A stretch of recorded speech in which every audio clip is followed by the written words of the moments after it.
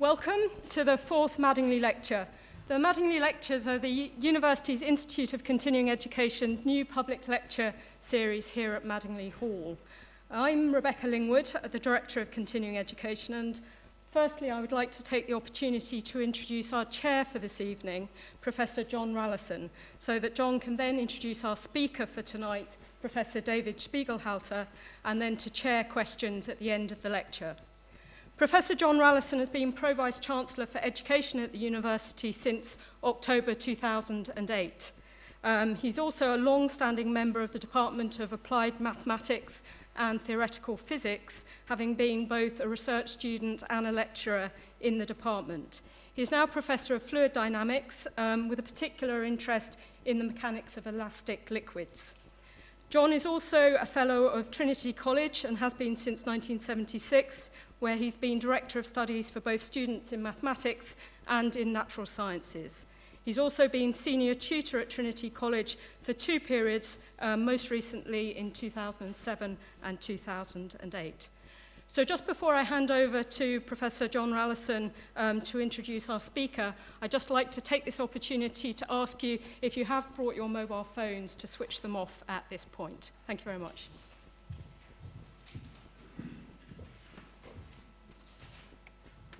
Good evening, ladies and gentlemen, and welcome to Madingley. Our speaker this evening is David Spiegelhalter, who's Winton Professor of the Public Understanding of Risk in the university. And it's a particular pleasure for me to introduce him in that we're both members of the same faculty. And here I have a confession to make. In my time, I've been to a vast number of mathematical lectures, some of them so scintillating in their technical competence and so abstract that I haven't understood a word. But tonight, that's not going to be the case. Because David has his feet firmly on the ground. He's Senior Scientist in the MRC Biostatistics Unit. He's an expert in areas of medical statistics, including important areas like clinical trials, health technology assessment, drug safety. And I see from the note you have in front of you that he led the statistical team of the Bristol Royal Infirmary Inquiry and gave evidence to the Shipman Inquiry. He works with schools and with other groups on introducing topics of risk and uncertainty into the curriculum. And he's a regular newspaper columnist, a media commentator on current risk issues, including public perceptions of flood risk, online disease alert systems, and again, I'm rather worried here, the possibility of a correlation between cycling and heart attacks. I'm feeling fine at the moment. His lecture this evening is Communicating Risk and Uncertainty. David.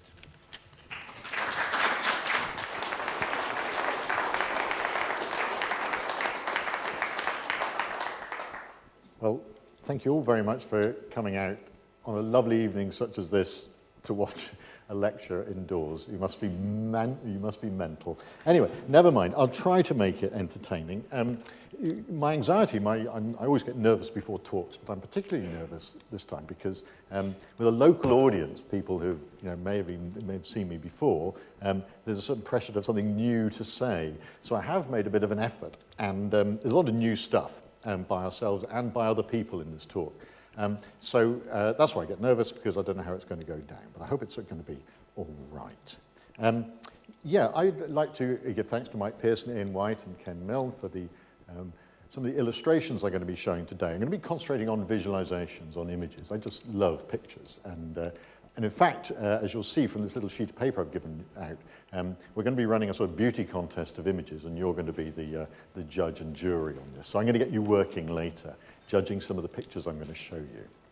Okay, so just to explain this funny title, Winton Professor of the Public Understanding of Risk, I'm endowed, sponsored by Winton Capital Management, which is a hedge fund run by David Harding, who's just given 20 million quid to the Cavendish for sustainable physics. And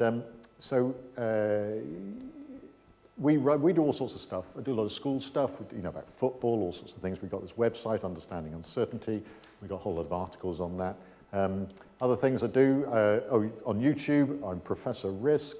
There's two of me taking my clothes off, which is a frightening thing, but it has had, had about 60,000 hits. So could you go on to it? Because I want to try to get up to sort of Shakira type levels on my hit rate. I can't do that.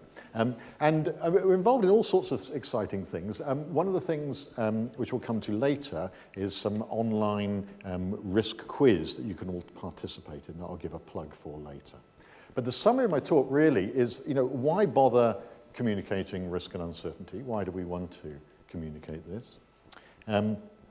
What might be the problem of using numbers? Why do we have trouble with numbers? Do people have trouble with numbers? I'm going to give a great wodge of examples of uncertainty communication, stuff that we've been developing and other people, and I really would appreciate your opinions about this, whether you like it or not. At the end, I'm going to start getting into this difficult business of uncertainty about uncertainties. If we have to acknowledge we don't really know what the numbers are and we don't really understand what's going on, with that degree of honesty and humility, how can we still communicate that? And finish with a bit about risk perception. Now, it's clearly a huge area, and I can only just touch on this vast area of risk and how we perceive it and how we communicate it. And the point is that been a lot of work recently among psychologists showing how people react to risk, and this nice phrase, gut feelings, has come to be used, I think quite rightly, to describe how we as human beings respond to risk and how we've evolved to do so, how we've always done it and how we do it now. We do it without calculating, we do it without weighing things up carefully, without using numbers. And it's hardly surprising because the whole theory of probability, numerical theory of probability, only developed 300 years or so ago. It's very, very recent, and yet people have been obviously gambling for millennia and been taking decisions in the face of uncertainty since we came out of the trees. No, we didn't come out of the trees, really, did we? Anyway, since we evolved. So gut feelings about risk, many people now argue, and I would agree, work most of the time. But sometimes it's not going to work. As individuals, when we have to make important decisions, and of the kind that I'm going to be showing today, we really do perhaps have to start weighing up the pros and cons and putting magnitudes on these things. We can't just say, just because something might happen, we should do something. What does that might mean? How big is it? And what are the consequences, both positive and negative, of acting? We can't just use our guts, our intuition all the time. And that's as individuals, but most important perhaps of all is the people, the great and the good, who are making decisions on our behalf about climate change, about swine flu, about protection against all these threats in our lives. I hope, desperately, we should hope, that they also are not just operating from absolute spontaneous intuition and gut feelings, that they are making an effort to work out, what would be the impact if we did this? What would be the benefits and harms? That they are measuring things, putting numbers on stuff, on risks. So this is an important issue. Okay, representation. Now, I started off as a mathematician and became a statistician. I work with probabilities all the time. And probabilities, the usual way we get taught in schools, they're numbers between 0 and 1. Like 0.5, 0.25 means is a 1 in 4 chance. And my immediate, as soon as you start talking about them, you realize there's so many different ways of talking about them. We've learned we can use it as decimals, 0.25. Or, the chance of throwing 2 coins and them both coming up heads, for example. 0.25, or 1 in 4 chance. Or you could say 25% chance. You could say all sorts of things. You could say a 1 in 4 chance, quite, sort of standard, looking more like a betting language. 25 out of 100. 250 out of 1,000.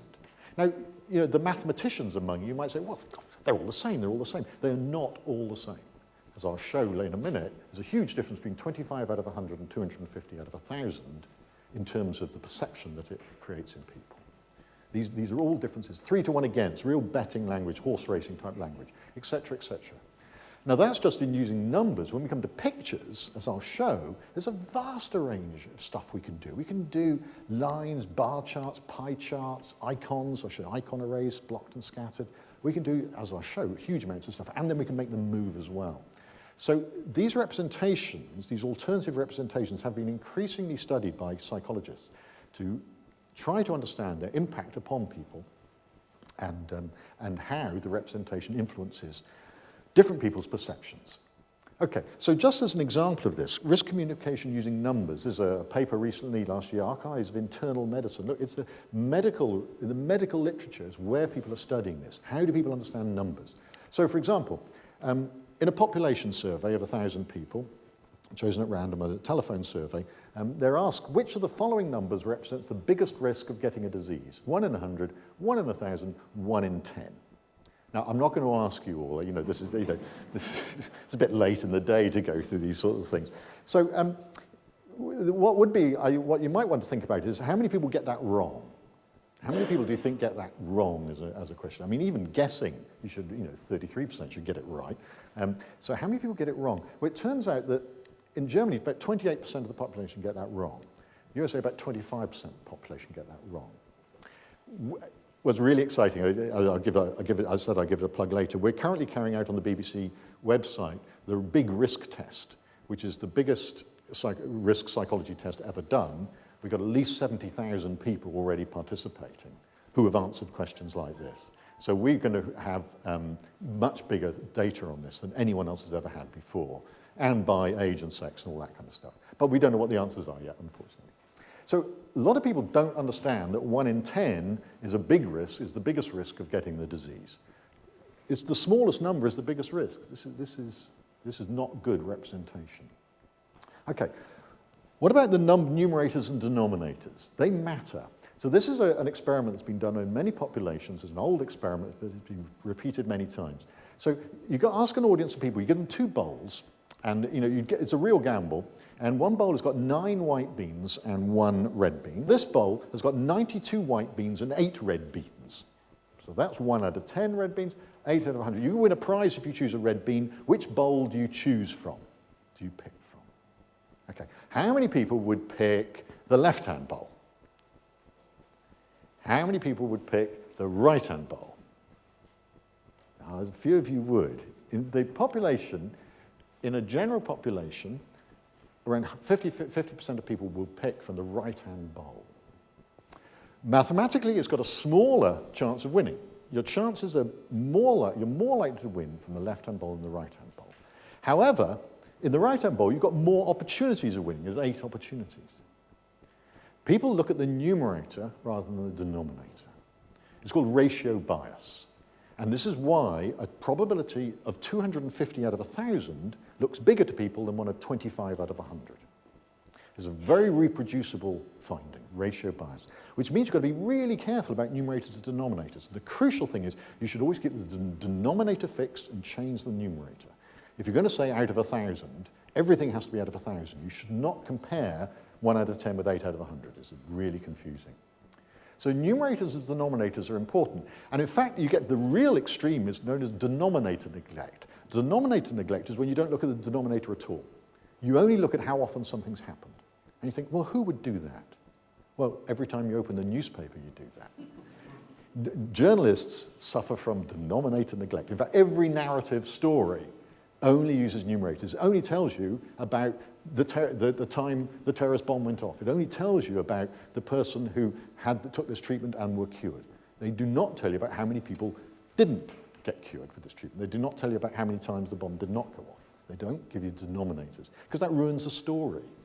Ruins the story. Narratives only look at, and that's the extreme example. And this becomes one of the problems of combining gripping narrative with responsible statistics. And this is what I think is one of the most important things that one can deal with at the moment, is how to put these 2 things together. Stories, and yet something that also communicates magnitudes responsibly. And in fact, that's what we're going to be talking about today. Because framing, the language you use, the images you use, are enormously important. This is, I thought, a lovely bit of framing. 99% of young Londoners do not commit serious youth violence. There's a poster on the Underground. Now that's what's called a positive frame. Not 1 in 100 young Londoners do commit serious youth violence. Oh, that'd be terrible, or so many thousand people, kids, do commit violence every year, which focuses on the negative event. This is a positive frame, and it changes the whole perception. We do it all the time. We're seeing it all the time. What's interesting, I won't show all the details, but for example, in the US, they always talk about mortality rates from heart surgery. In the UK, we report survival rates from heart surgery. Boom, and you get a completely different image. In England, we're considered lucky to survive, I think, in the US. They look at half and you die. So framing is important. And as we choose the frame, in any communication exercise, we have to decide what we're trying to do. What are we trying to do when we communicate? Well, we are trying to attract attention. We want someone to look at our message. We want someone for it to grab their attention, and then we want them to understand it, for him to inform them. And those are the two things I'm interested in, and what I'm going to get you doing the beauty contest markings on. We may want to change behavior. Many of my colleagues, my public health colleagues, want to get people to stop smoking, exercise more, eat better, etc., etc. That's not actually my priority. If people want to smoke themselves, drink themselves in an early grave, that's up to them. I don't care. But they should at least know what they're doing. So I'm interested in attracting attention and informing. But you'd think, well, this is all the same thing. We can get a nice picture or an image, and that'll inform people, and then they'll say, oh, yes, now I will give up smoking. It doesn't work like that. A nice review recently said that graphical features that improve accuracy of quantitative reasoning, in other words, help people's understanding, appear to be different from features that induce behavior change. And features that viewers like may not support either of the two goals. These are three completely different things. Something you like, you might not understand, and it won't tell you what to do. Something you don't like and don't understand could change your behavior. These are three different things. So we have to be really clear exactly what we're trying to do. So in a minute, I'm going to get, I've given you a little form, and I'm going to go through some pictures now. And this is just being useful to me. There's no prize. What I'd like you to do is to actually do a beauty contest of the pictures I show and grade them on terms of how attractive they are. It's a bit like, it is like a beauty contest. You've got attractiveness and understanding. So it's like, Miss World or something like that. So which dates me rather. The attraction goes from 1. 1 is ghastly ugly. 5 is really beautiful. And for understanding, 1 is, I haven't got a clue what that's about. 5 is, wow, now I understand. Now it all becomes clear to me. So if you could do that, if you've got time to write any comments, that's great. So the first one, number 1, is this one. This is a very recent development from kickoff.co.uk, which is a sports betting site, and which presents, this is Stoke versus Arsenal for next Sunday. These are their predictions in terms of the odds on various outcomes. So Stoke, they think a 33% chance of winning, that's the home team, 29% chance of a draw, 38% chance of Arsenal, who are playing away, but are clearly the better team. And we actually get an exact score, 14% chance of a 1-1 draw, that's the most likely result. Next most likely is 12% chance of 0-1 to Arsenal, 11% chance of a 1-0 to Stoke. So really difficult call. It's all over the place. Very difficult predictions. Now, they're using a pie chart, breaking it up so the size of the wedge is proportional to the probability. It's got what's called a pie chart's got what's called part-to-whole comparison. We can see the probability of each and also see how it compares with everything that can happen.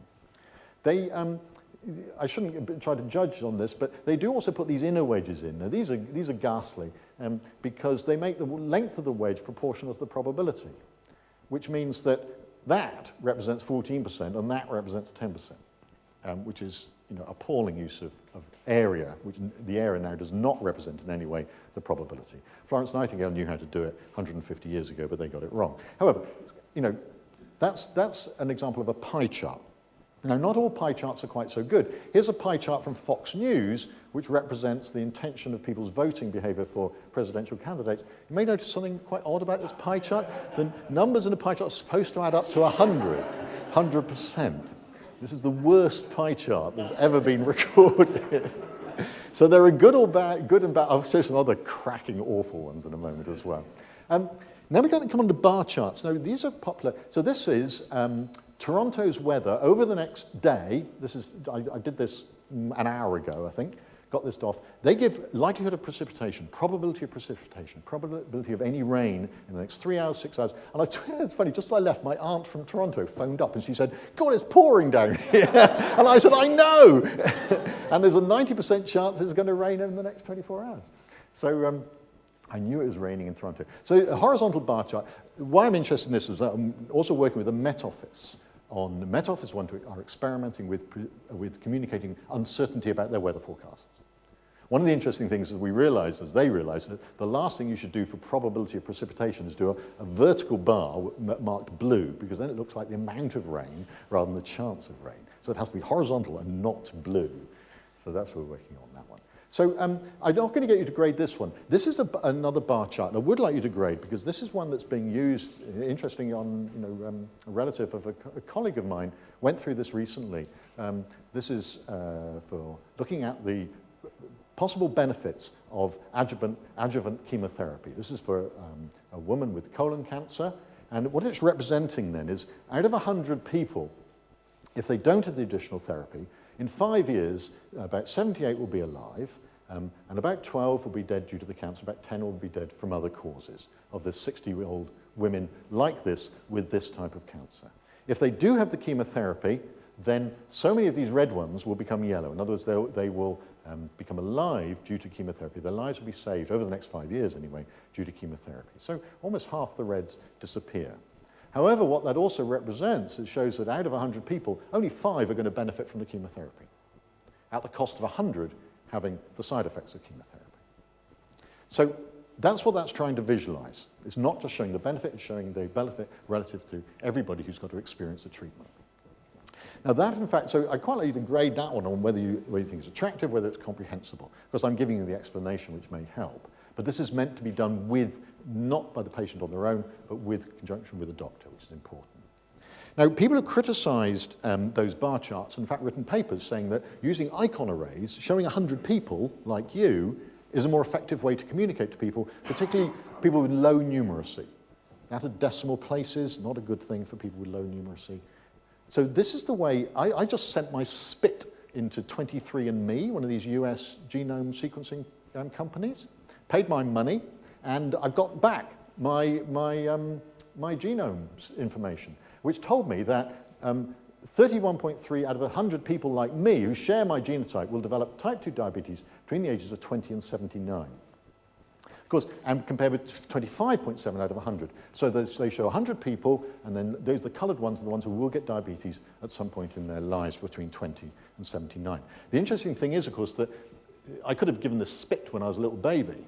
And so this is no information on what's happened between me being born and being 57 as I am. So I've actually got most of the way through here without it. So actually the chance of me developing it over the next period will be lower than that, because many of those would have developed already. So this is using icon arrays, what's called blocked icon arrays. You put 100 people like you and block them up. It allows the comparison quite nicely between the magnitudes.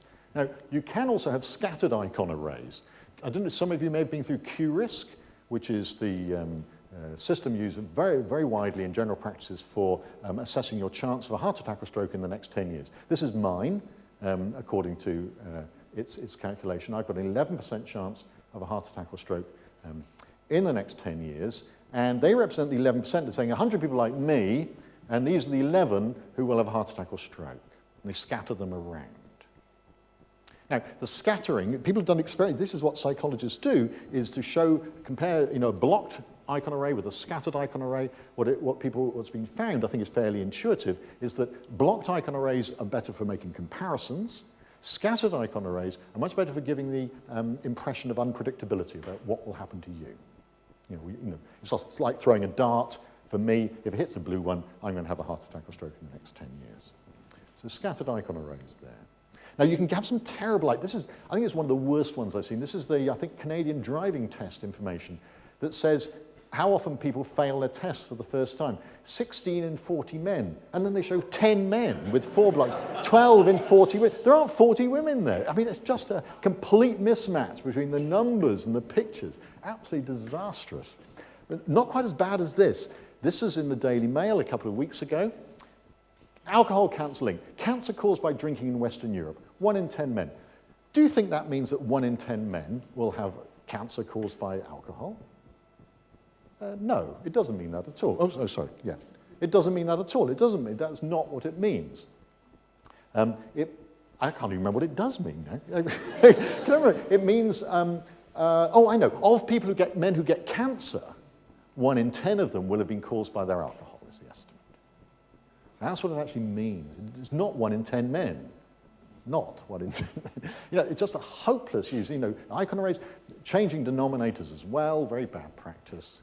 Makes it very difficult to compare. Awful. Okay, let's look at other things. The Met Office at the moment are experimenting with uncertainty about weather forecasts. This for I did this about an hour ago as well. This is Cambridge.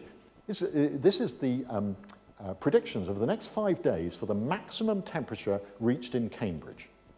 So 14, 16, 19, 22, this is the explanation. 22 is the most likely maximum temperature in Cambridge in next Saturday. Pretty good. But it's got this range of uncertainty. They reckon 9 out of 10 times it'll be in this range of uncertainty, between 15 and 25. So it's expressing uncertainty about the maximum temperature. Now, we're about to carry out this experiment with the Met Office where we're showing this and other representations of uncertainty about temperature to see which ones people understand and act appropriately on. This is on the current Met Office. If you look hard enough, it's on the current Met Office site. You can find this kind of information. Weather, and particularly disastrous weather, is a very common use of uncertainty forecasts like this. This is the cone of uncertainty, which I think is a great title. The cone. You can get T-shirts. I'm going to get one of these T-shirts with, you know, I've lived in the cone of uncertainty or something. It'd just be great. It's what they use in Florida for hurricane forecasting. And this is the representation they use. This is the most likely path of the hurricane.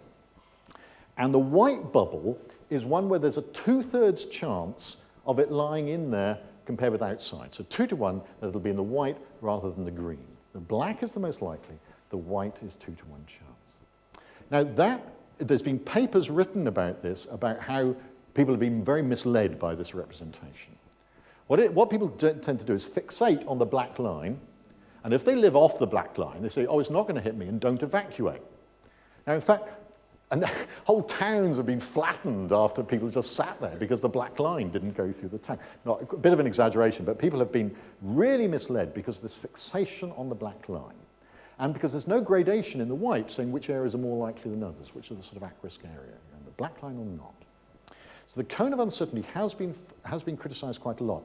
I'd like to contrast it with what the Bank of England do, which are these fan charts. Now, Mervyn King has introduced these years ago and has really stuck to his guns in that when they make a projection, this is for growth, projecting growth in the future, 3 years in the future, they do not give a best line, the most likely line. They refuse to say what they think growth will be. They only give a distribution, a ranges and uncertainty. And where that's a 90% chance, an 80% chance, 70, 60, 50. And they've stuck to that despite a continual criticism by journalists who want to know, what do you think it'll be? And so, well, we don't know what it'll be. So they've stuck to that. Of course, as I've shown this, I can't resist, this is one of my old slides, I couldn't resist showing this before. This is what actually happened in 2000, down here somewhere. But they're allowed that because there's a 10% chance they're going to be outside there. That isn't indicated in the fan. There's a 10%, well, 1 in 10. Well, you win some, you lose some. So, and they definitely lost that one. Anyway, what's a bit sad is that the Office of Budget Responsibility now are producing their own fan charts, and they're putting in the central line, the central projection. They're backtracking on what Mervyn King has been trying to stick with, but still using the fan idea. Not such a finely good. I went to a whole meeting at the Bank of England where people are arguing about how many grade, how fine the fan should be and this sort of thing. How precise should this communication be? Okay, so fan charts. I'd like to really know what you think about those. Now, this is the Met Office for internal purposes, and for some customers do have probabilistic forecasts. They can produce probabilities for anything that will happen. They sell them to people who want to insure, who really want to know the chances of severe weather events. So this is quite an interesting one. This was last year, looking at probability of wind gusts greater than 40 knots. So this is severe wind. And it's the thing here is not wind speed, it's the probability of getting this wind of this severity. So this is 90%, so this is very likely that the wind will be this severe in 3 hours' time, and the others are less likely. And I think, yeah, we can click through that. This is in 3 hour futures, and we get this animation of the probability of these high winds occurring up to 54 hours in the future. Now, the Met Office can produce this sort of stuff. They love doing it. Some people tell them people don't want this and can't understand it. But I would like to think that this could be made comprehensible to people. So that's they're using contours, as we're used to contours, but the contours represent the risk, the probability of these particular severe events. Okay, what else have I got? Oh, risk ladder. Risk ladder, these are very popular. These work on a sort of log scale, because there's always a problem with comparing small risks, big risks with small risks. So, a 1 in 100 risk with a 1 in 100 million risk, which is generally considered completely negligible. So 1 in 10 million risk down here, what they're comparing here are things where you might understand about your everyday risk, death in road traffic crash in 1 year, 1 in 10,000 there, compared with, this was actually prepared by anaesthetists to try to communicate anaesthetic risks to their patients. So there's about 1 in 10,000, 1 in 100,000 chance of deaths from anaesthesia, 20 years ago, and that's generally recorded. Still, emergency surgery is about 1 in 100,000, 1 in 200,000 for routine surgery. The death from anaesthesia alone, not from the operation. So there they can compare these different anaesthetic awareness. 1 in 10,000 people will know what's going on in their operation in spite of the anaesthetic. Whoa. Well, it's only as big as the chance of being killed in a crash. Anyway, so it allows you to make those comparisons. These risk ladders are popular. I don't know what you think about these. They've sort of gone a bit out of fashion, but they were popular for a while. This is word clouds. This is using some of the more modern things. People have seen word clouds used on websites to indicate how frequently words are used. An alternative, these are for a 50-year-old female smoker and a 50-year-old female who's never smoked, the chances of dying from these various causes over the next 10 years. So you're seeing there where the size of the font is proportional to the risk. We have no idea what the actual numbers are. We're just getting, this is just good for get an impression of magnitudes. So we not only see, the point about this is we should not only see the difference of the lungs, but also the increase in the stroke risk, the heart attack risk, and so on, the COPD risk. It's not just lung cancer that female smokers are being affected by in any way at all. Whereas, the chance of dying of something else is very similar, accidents is about the same, et cetera, et cetera. And we can see that visually very quickly, quite a complex message being communicated. Okay, don't know what you think about that. And Italy, just to try something else, I'm trying out new stuff on you because I wanted to try. Some of you may have heard me talk about this idea of a micromort. A micromort is a 1 in a million chance of dying. Quite a useful measure because we can use it to compare various things like having an anaesthetic, an emergency anaesthetic, 1 in 100,000 chance of dying, that's 10 micromorts. That's about the same as riding 60 miles on a motorbike, driving 2,500 miles in a car routinely, et cetera, et cetera. We can make these comparisons. Now, one of the points about those comparisons is that they're concerned with what you might call acute risks. Things are going to kill you straight away. You're just going to be, okay, and then dead. But that's not what many risks are about. Many risks are chronic risks, things that are going to affect our life. The smoking, eating, exercise, radiation, are things that are not going to kill us straight away. They're going to have a long-term effect. And why I got interested in this was because of this business, the whole Fukushima and tsunami stuff, and I was writing articles for BBC Asia Pacific, which got a lot of coverage. And it was very interesting in this whole discussion about in Japan, where about the reporting of radiation. And it's clear that radiation was being reported by many people as if, oh, it's radiation, arg. And the idea of magnitude and scale wasn't being communicated adequately at all. And some people were saying, hang on, there's background radiation, more radiation when you take a flight to Tokyo than there is living there, and this sort of thing. So they're going to be exposed to more radiation when they leave Tokyo than they are when they're living there, and that sort of thing. So, but that's quite difficult to communicate. One of the things I found quite a good image, this is taken from US National Academy of Sciences report, to try to get some perspective on the voluntary radiation that we're prepared to endure, is a nice picture they've done here, which is to compare, and this is one of these shocking comparisons, a bit like David Nutt comparing taking ecstasy with horse riding. This is comparing having an X-ray with being in Hiroshima. And this is comparing the distance from the epicenter of the Hiroshima bomb, what people were, the radiation exposed to there, compared with what you're exposed to when you have a CT scan. And having a CT scan is equivalent to being about 1.5 miles from the Hiroshima explosion. And having a chest X-ray is about 2 miles. So that's the same amount of radiation as if you're 2 miles from the center of Hiroshima explosion, just going in and having an X-ray. So these are exposures. Now these are fairly low exposures, and of course, you know, you get closer and closer, and these are higher. These get higher and higher. And the problem is, again, it's a bit like these risk scale. Like you're talking about 1,000, 10,000. It's all in orders of magnitude. It's very difficult things to communicate. And another rather shocking thing I found that the National Cancer Institute in the US, there were 75 million CT scans carried out in the US in 2007. And they estimated that will cause 29,000 cancers in the future from voluntary CT scans being carried out for therapeutic purposes in the US. You can buy one. I went on the web. It's about 800 quid if you want to, you know, if you want to get a CT scan, just to, you know, to check the whole person check. You'd be absolutely mental to do it. But never mind. That's what people are, you know, willing to pay. So this is, you know, how can we compare these kind of? But these are chronic risks. These are not going to damage you straight away.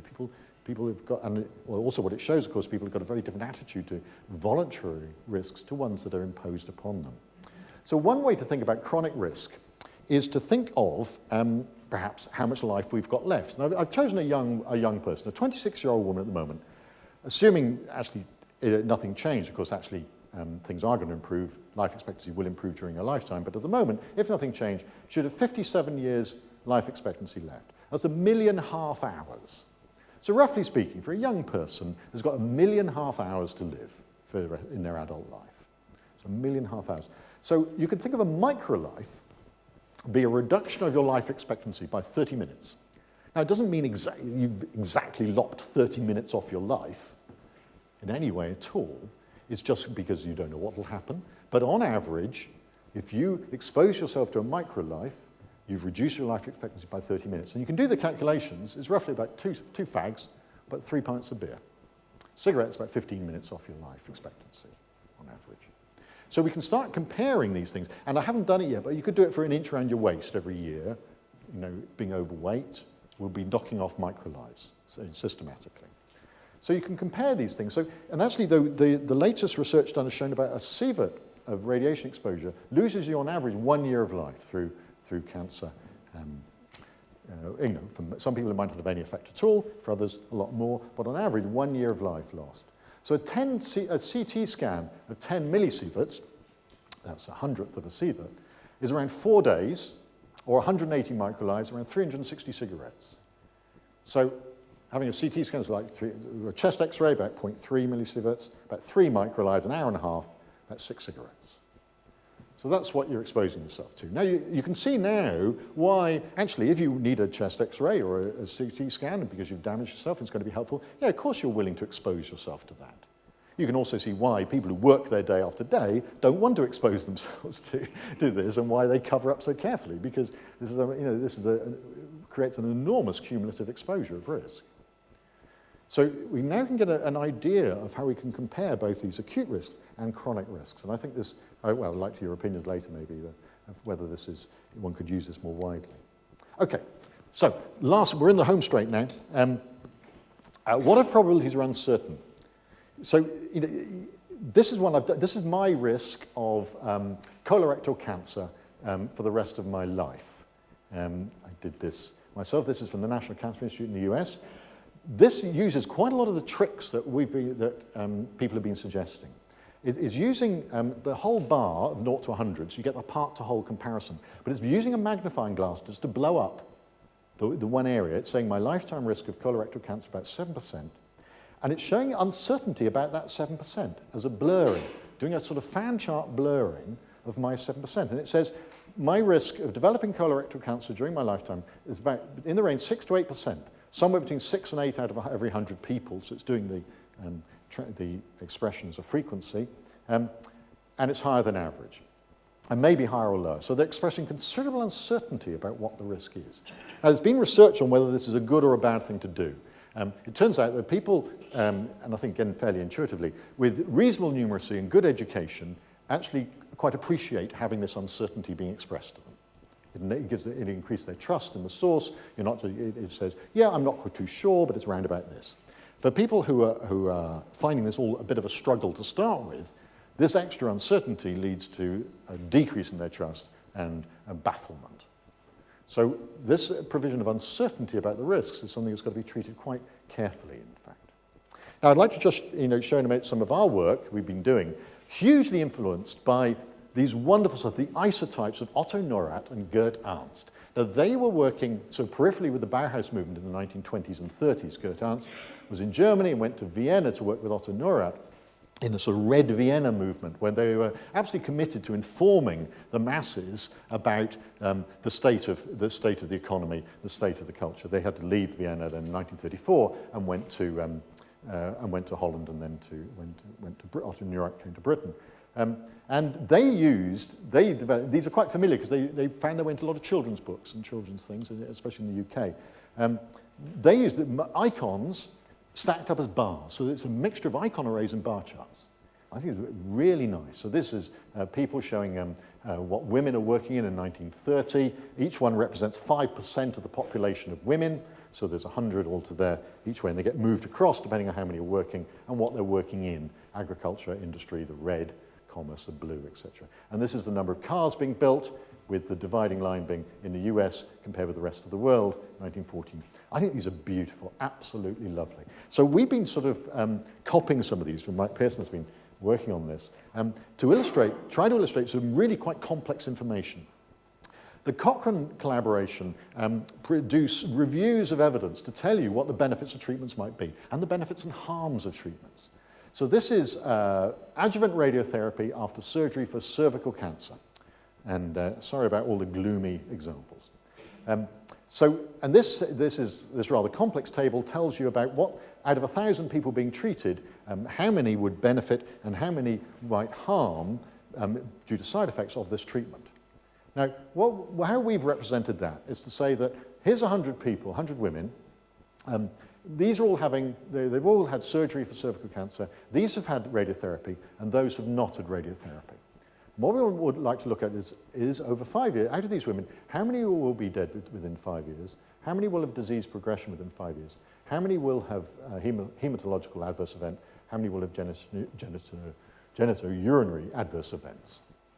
And what we can do is show that from the Cochrane data that it looks like the 16 will be dead compared with 13 who have the therapy, more with disease progression there, but more people, if you have the radiotherapy, more side effects, which you expect out of the 100. But we're seeing more on that side, more or less on that side, and we're also seeing it magnitude out of the whole 100. Now, the 100 start getting in the way, so one might want to just do that just to give an image that this is actually still quite rare, even though it's more common with the treatment than not the treatment. And then we might want to look at, well, does one balance out the other? What's the risk balance? And we could get at that by subtracting the smaller from the larger one. And we find out that we'd estimate, the Cochrane data would estimate that out of these 100 people, if you don't have the treatment, there'll be 3 extra deaths, 9 extra disease progressions. But if you do have the treatment, the cost is you'll have 2 extra of those adverse events, 1.5 extra of these. So the crucial thing is there is a risk balance. That's why we call it the risk balance. Is that benefit worth this cost? And it depends how much you weigh these, how much they weigh according. Now, we've done these for a number of applications. One of the most interesting ones, which we're still working on, would be hormone replacement therapy, for example, where the benefits might be a reduction in the risk of various cancers, various diseases, but the benefits, of course, might be the symptom relief that you get. So it's definitely risk balance. The final thing we've introduced, which I do believe really should be optional, is to say that we're uncertain about how big these numbers are. The Cochrane collaboration is quite clear. We don't know how big these numbers are.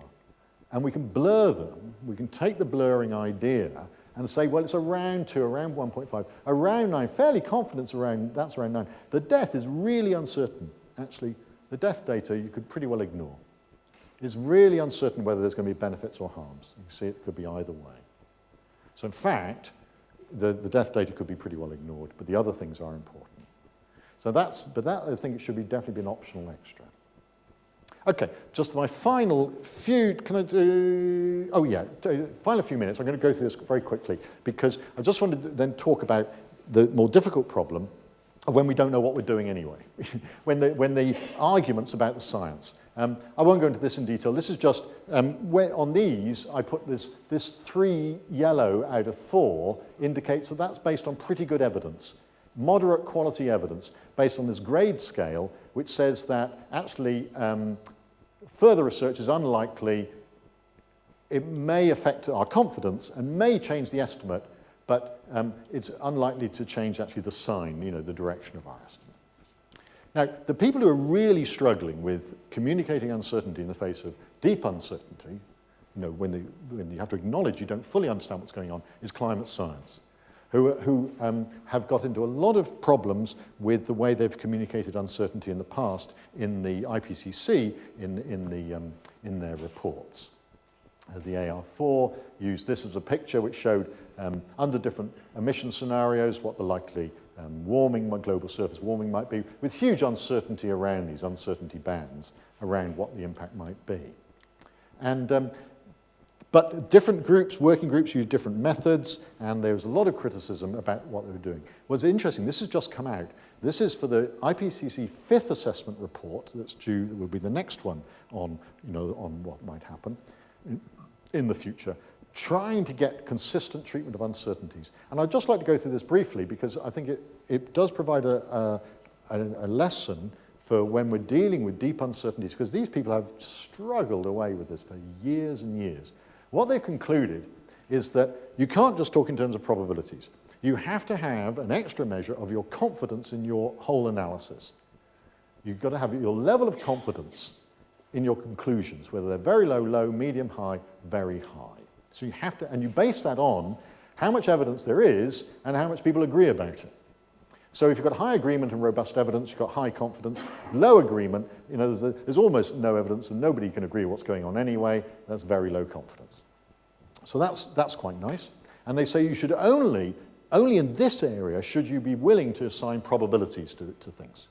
Otherwise, you should just say, well, we don't know what the numbers are. And if you do probabilities, you do them in bands like that and give them names so that you communicate. Very likely means between 90 and 100% probability of something happening. And then they say that when you report, you must only report to the level of precision that's justifiable by the information you've got. So that sometimes you can only give a range for a variable. This is just one thing. You can't give it an estimate, you can't give it a nice. You could just say, well, I think it's between here and here. That's, the temperature change might just, or I think it's probably between here and here. Based either on analysis or even expert judgment. And you might not even be able to put a probability on that. You might only just be able to give some confidence. I've got medium confidence in this statement. So I think this is a really brave effort. Whether it'll work, we'll see, to try to communicate uncertainty when there's a possibility of really deep disagreement about what's going on. Okay, so to conclude, what I've ignored so far is sort of people's response to all this. And the crucial thing, all the research shows that people's responses to threats and risks and their own health and their futures are dominated by their gut feelings, their emotion, their personality, their own experience and people around them, their feelings of control, their cultural beliefs, how they feel that society should be organized and whether it should be shared decision-making, whether it should be organized in a very hierarchical way, their trust of authority, what sort of hazard it is. You could see radiation, ticks all the boxes for fear and dread there, innocence of victims, what other people are feeling. And in all of this, probabilities, all this stuff I've been talking about, is largely ignored. They almost taken no notice at all. And I'd say, most of the time that's fine, but I suppose what I'd argue is that there's situations of the kind I've been describing, whether it's betting on next week's football match, which you should not do using gut feelings, you should be doing using very careful analysis, or deciding about chemotherapies, or deciding about climate change, where you should go beyond gut feelings. You really should be trying to measure this stuff. So in conclusion, we could try to use our brain, and use our capacity for analysis and abstract thought and numerical quantification, rational weighing things up, or we could go with our guts. It's some guts, and we can just use our feelings, our intuition, our culture and emotion. And I'm not saying this is wrong. It's not right or wrong. These are complementary. They're always part of the business. And so I suppose what I'm moving towards is the idea of a synthesis, a heart maybe, where you acknowledge in using your brain that your guts are also important. I suppose and so what I'm really interested in now is producing ways of communicating uncertainty and risk, communicating these numbers, but in a way that grabs people and helps to inform them by engaging their emotions to some extent. You've got to be careful with the images, not to engage their emotions too much, but by trying to do that. Okay, I'll stop there. Thank you very much indeed.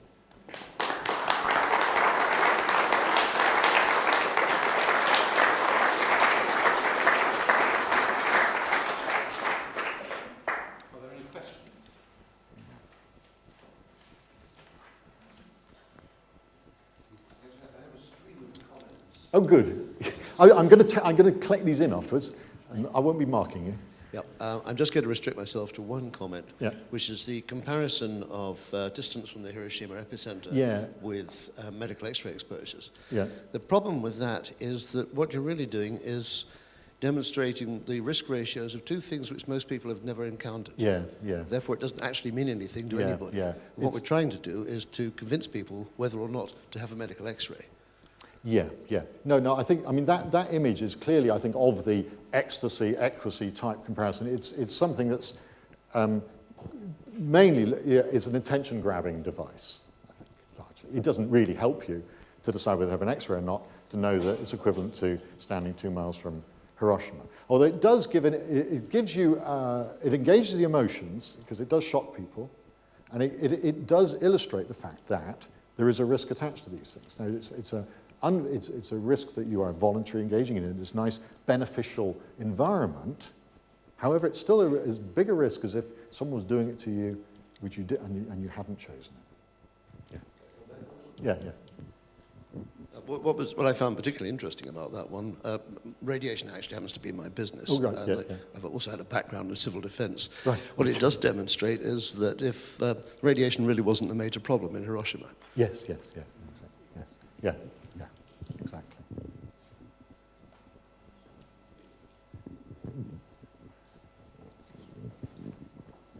Thank you, David, for absolutely fascinating lecture. Can I suggest to you, you need both?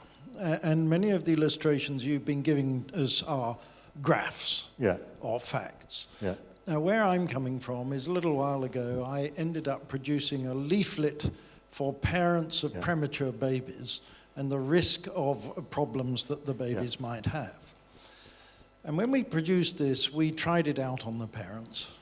And really what came back in general terms, the men said, give us some graphs, give us some numbers. Yeah. And the women said, for goodness sake, don't give us graphs, write it down in words. Yeah. So a lot of these things you've been showing is, here's a graph, do we understand it? Here's a chart. Yeah. But I think sometimes these things you've really got to give both ways for people to understand it when they're coming from different backgrounds and all this. Thanks for the plug. I really should have said that. I should have had a prompt for myself. So thanks for I didn't plant the question, but it's exactly what I wanted to hear. We just written a paper on this, and our main conclusion, as many other people have said, so you must have multiple representations. There's not one size fits all. There's enormous range in people's willingness. Oh, God. Can people please turn off their phones, really? For heaven's sake. I told you not to call me in the office. Dear me, how embarrassing. You must have multiple representations. Because what's always struck me is that people are very willing to have leaflets in different languages, but why don't they have leaflets for people with different levels of numeracy, who want different depths of information? And so the people we're working now with a number of agencies. The nice thing about doing these things online, as most of the stuff now is being developed, is that it really allows you to do this multiple levels. You can have an upfront, very simple image, bam, image.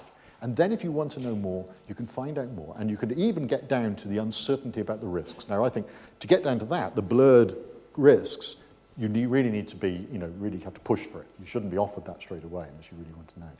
And it really, it allows you to tailor to people's demands and choices. So that's much more difficult in print versions, but I think you need multiple print versions.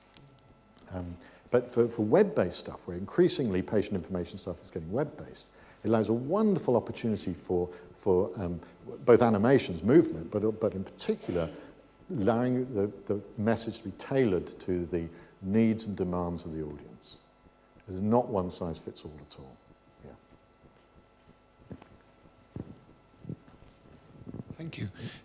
Can you comment, you at an early stage in the presentation, you distinguished between communicating to policymakers about whole populations and communicating to individuals about how they might act.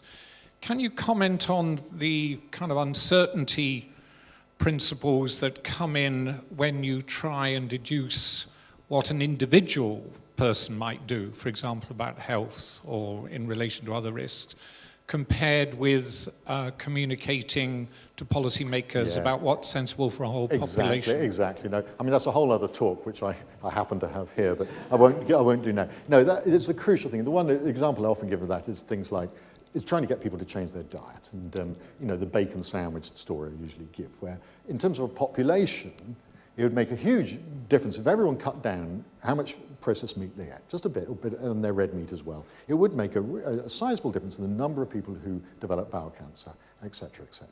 However, the effect on each individual is completely unmeasurable and very small. The chance of them benefiting or being harmed by this is very small indeed. And they certainly will never know whether it's had any effect on them whatsoever.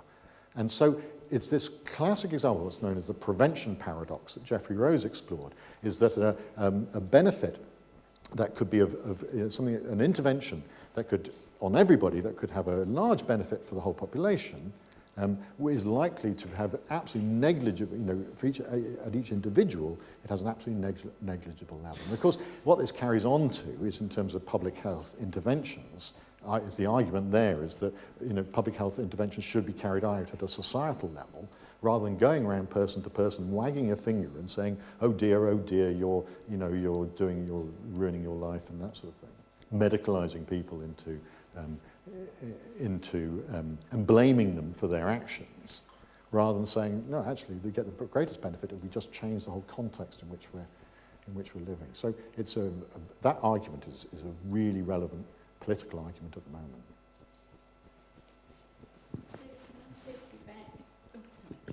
Take you back to the cervical cancer example, where you showed the difference in really morbidity and mortality, and said that because of the uncertainty around the deaths data, the deaths don't matter. Yeah.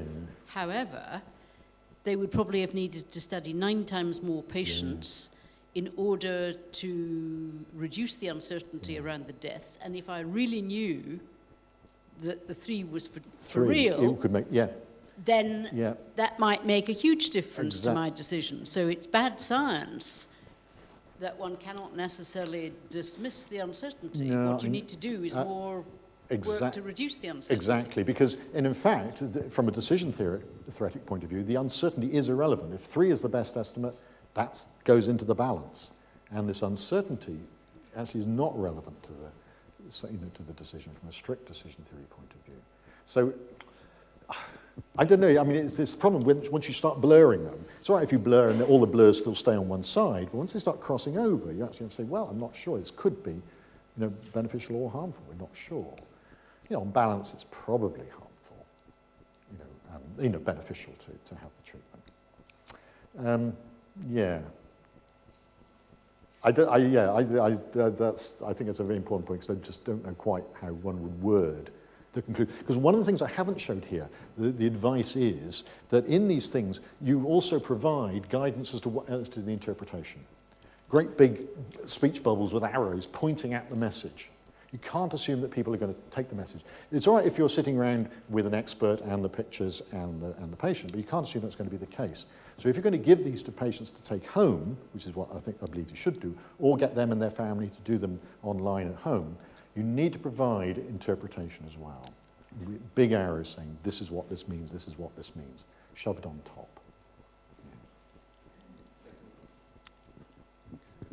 You touched earlier on in your talk about inverting the problem and presenting what is not likely to happen rather than what is. Yeah. Have any comparative studies been done as to which, in fact, is more acceptable to the public, which they take on board? Endless studies have been done showing that the way in which you word it influences people's perceptions and their behaviour. You can change, by moving from a positive or negative to a negative frame, you can influence someone's perceptions and make people change their decisions, actually, just purely by the language that you use. So there's endless experiments being done like that. And the conclusion people draw is that you should always try to use a positive and a negative frame. It's quite difficult because, like in the cervical cancer ones, when I show, well, this many people get side effects, 97 out of 100 will not get side effects, and those are equally important. The positive frame would say 97% don't get side effects. The negative frame is to focus on the 3% that do. It's very tempting always to start focusing on the negative frame. And yet, that's why we've kept those blocks there, to try to keep track that we're talking about events that are rare in either case. Most likely, things will just be okay. It's very difficult because you know that the framing affects it. There's no way to do it, completely objectively. And the message is that if you're going to be, the ethical duty is to present both positive and negative frames. But difficult to do.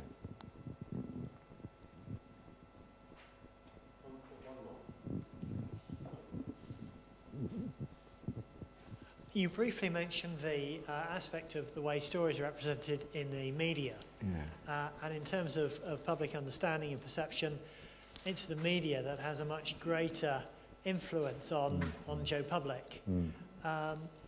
How hard is it to get the ideas that you've been telling us into the skulls of those nice journalists and broadcasters? Yeah, no, it's interesting because we are working on that. Doing increasingly work.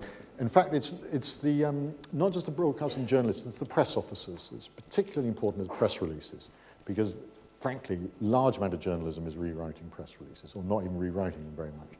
And so it's press. So we've been working with the STEMPRA, who are the Scientific Press Officers Organisation. There's been doing courses for journalists with Sheila. We've been journalistic training. They're setting up in the BBC. We've got the College of Journalism, and the BBC has got a series of stuff coming up that I could be working on. So there is a lot of interest in this. One of the problems is that science journalists on the whole are very good. But once the story gets big enough, it moves out of the science and the health journalists into the ordinary news journalists. And they've got a completely different approach. And frankly, are pretty hopeless. And so, and they're not going to come on these courses either, I'm sure. That's the trouble. So it is difficult when a story gets big enough to get on the front pages. It suddenly all goes to pot. On which note? David, I think it's already been said for me, a fascinating, intriguing, important lecture. Thank you very much for your contribution. Seems to me that someone who professes public understanding and the Institute of Continuing Education are peas in a pod. So thank you very much for your contribution this evening. Yeah, thank you. Thank you very much.